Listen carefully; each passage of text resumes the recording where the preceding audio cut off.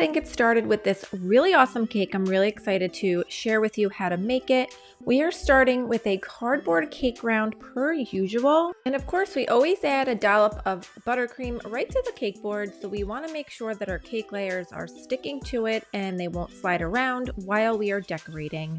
And of course, when we're adding the cake layer to the board, we're making sure it's centered. So let's go ahead and add some frosting to the top of that cake. For this cake, I chose to add an Oreo crumb filling. So what I'm doing here is just creating a dam around the perimeter of the cake layer. So this way, when you add any type of filling at all, whether it's cookie crumb or a runny filling, it will not spill out the sides of the cake and it won't affect the final layer. So after you've added the cookie crumb, you can choose to add another layer of buttercream just to lock in those crumbs, but you definitely don't have to do that. So then the next part is just stacking the cake layers on top of each other, and just make sure that they are centered enough so you can adjust the cake layers before you move on to the next part of the process.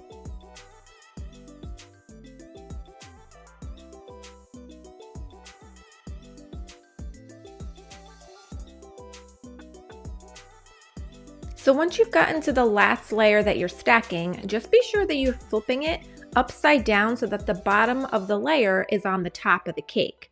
So as you can see here, the top of the cake is now a super flat surface, so it makes it much easier to decorate on it. And you don't have to worry about cutting off the dome part of the cake, and you already have a flat surface. So now that your cake is completely stacked, now is the time that you are going to add your crumb coat. Now I'm sure you've heard this several times before, but the crumb coat is exactly how it is named. We are just trapping in all of the crumbs from the cake layers so that they don't end up in the final layer of frosting. The other good reason for the crumb coat is to create a really nice clean canvas so that it's much easier to decorate once you get to the final stages of the cake decorating.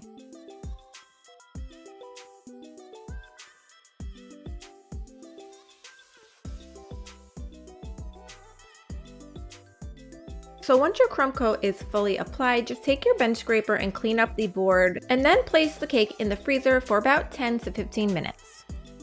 Now that your cake has chilled and it's firm to the touch, we're going to start adding the final layer of frosting.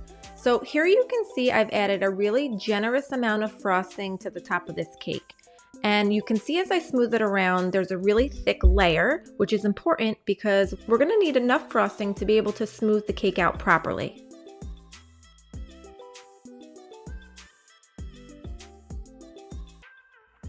Now for the sides of the cake, you can see that I switched to using a straight edge spatula, which is much easier to use when you're trying to decorate a cake at this angle.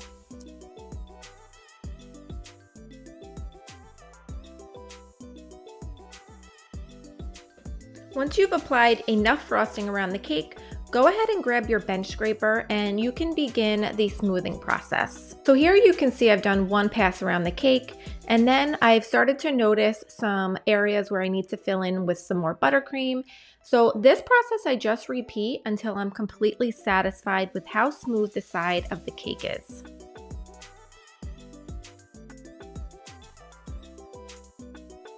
So now that our cake has set and it is firm to the touch, we can start to add the navy blue frosting layer to the bottom of the cake. So with this style, I usually apply the frosting starting at the bottom, and then I work my way up about a quarter to halfway up the cake. And you can go up as far as you want depending on the look that you are going for.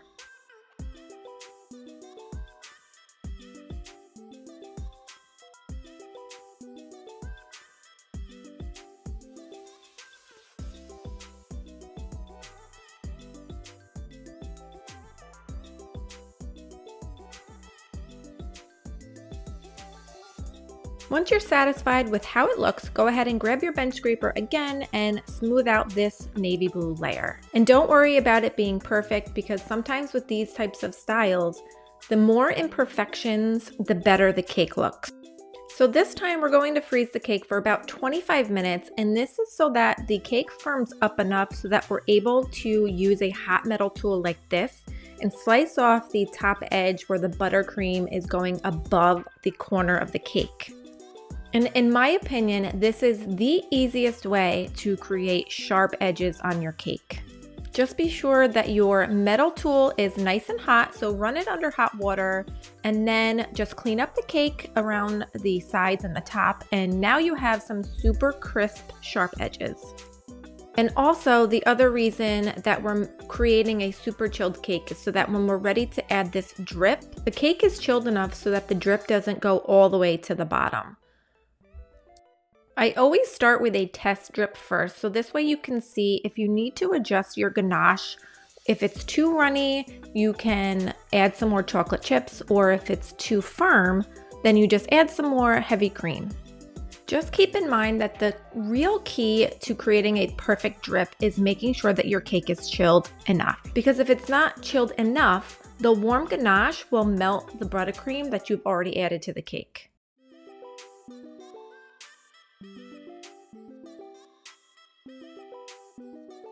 So now just use an offset spatula to guide the ganache to the sides of the cake and make sure it's covering the entire top.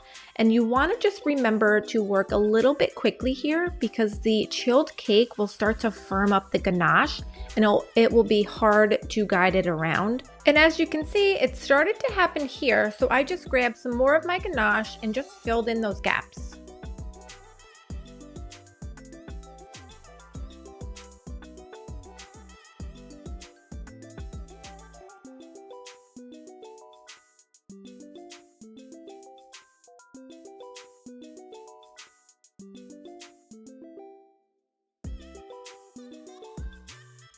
And if you want to make a cute little spiral like this, just gently press your offset spatula and guide it towards the center of the cake.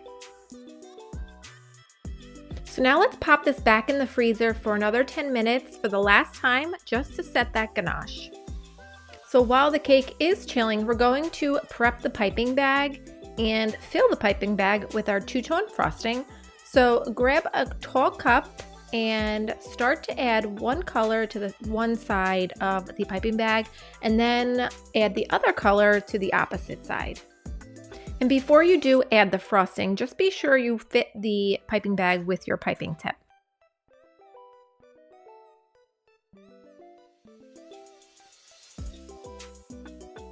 Once you're all done adding it, you can go ahead and lift the bag right out of the cup and start to squeeze the bag from the top and guide the frosting down towards the tip.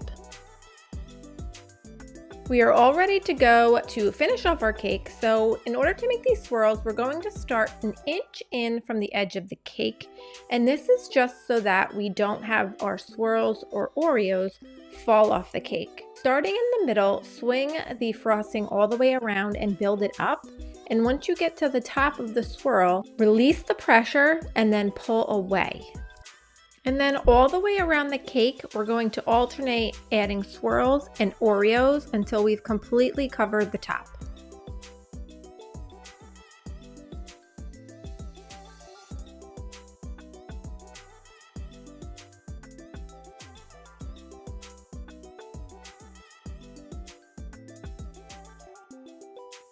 And finally, now that we've completed our cake top, we're going to add our favorite colorful sprinkles just to make the cake pop and look super festive.